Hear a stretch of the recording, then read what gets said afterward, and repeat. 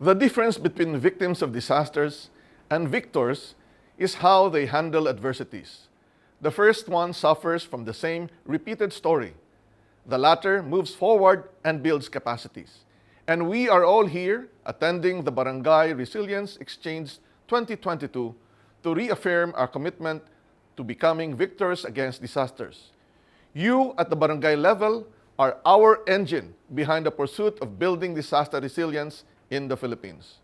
Pero, ano nga ba ang nagsisimbolo ng matatag at mahusay na barangay laban sa mga sakuna? Ano nga ba ang batayan ng laging handang barangay? In the Department of Science and Technology, we subscribe to the idea that prevention means the difference between disasters and resilience. We emphasize that disasters are preventable by understanding current risks and anticipating future scenarios.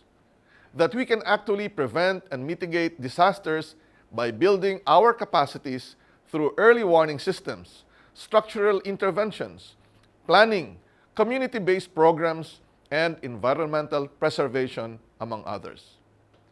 In building resilience, science informs us. Science guides our decision-making. However, it is what you do with the information you received that makes science work.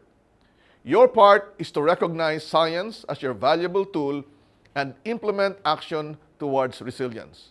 For instance, in the development of your barangay disaster risk reduction and management plan, we need to recognize the role of the barangay beyond disaster response.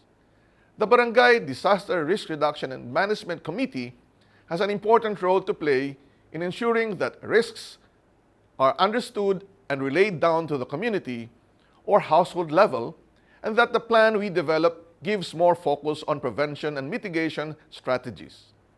We need to harness community participation and collaboration before a disaster strikes because you are the front line of the disaster resilience agenda. And we feel this most strongly during the COVID-19 pandemic. Every Filipino is our first line of defense against health risks and other risks from typhoons, earthquakes, volcanic eruptions, from climate change.